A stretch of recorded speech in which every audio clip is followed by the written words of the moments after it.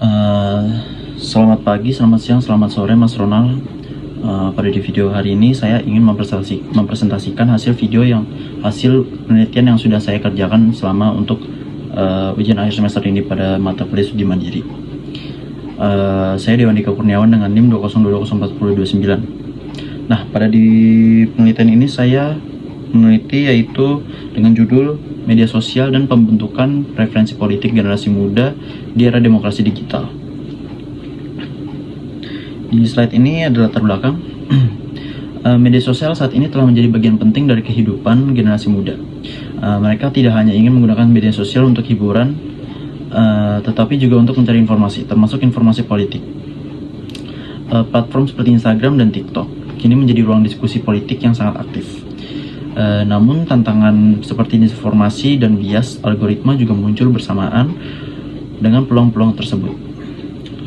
Fenomena ini mendorong saya untuk meneliti lebih jauh bagaimana media sosial membentuk preferensi politik generasi muda. Lalu di slide ini juga ada rumusan dan tujuan. Nah, penelitian ini berangkat dari 3 pertanyaan utama. Yang pertama itu bagaimana generasi muda menggunakan media sosial untuk mengakses informasi politik.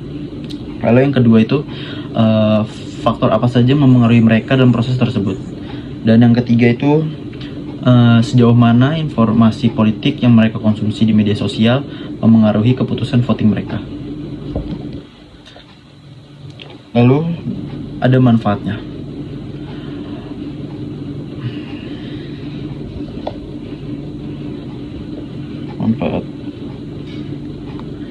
Manfaatnya.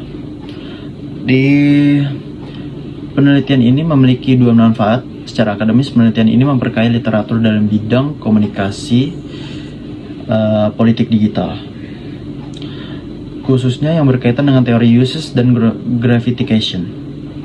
Secara praktis, penelitian ini bisa dijadikan panduan bagi para aktor politik dan lembaga pemilu dan dalam menyusun strategi komunikasi yang lebih efektif dan sesuai dengan karakteristik digital generasi muda.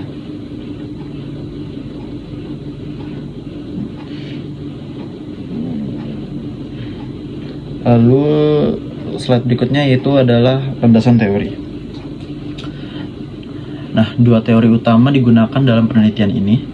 Pertama itu yaitu teori uses dan gratification yang menjelaskan bahwa individu menggunakan media untuk memenuhi kebutuhan tertentu, seperti informasi dan ekspresi politik. Lalu yang kedua itu ada teori intraksionisme simbolik yang melihat bahwa realitas politik dibentuk melalui interaksi sosial dan simbol yang ada di media sosial. Lalu yaitu ada sekarang landasan konsep. Nah, beberapa konsep utama dalam penelitian ini yaitu ada media sosial sebagai ruang komunikasi 2 arah.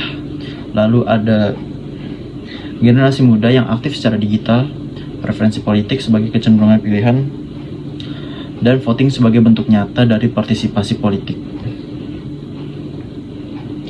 Lalu dari metodologi penelitiannya, penelitian ini juga menggunakan pendekatan kualitatif dan paradigma interpretatif.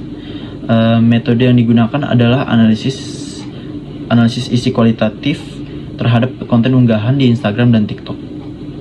Unit analisisnya adalah unggahan politik dari September 2024 hingga Februari 2025. Dan data ini dikumpulkan melalui dokumentasi dan observasi, lalu dianalisis secara tematik.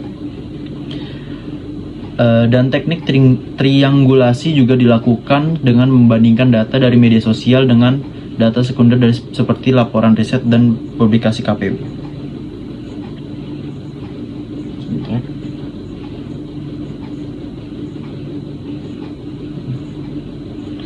Lalu ada hasil yang diharapkan.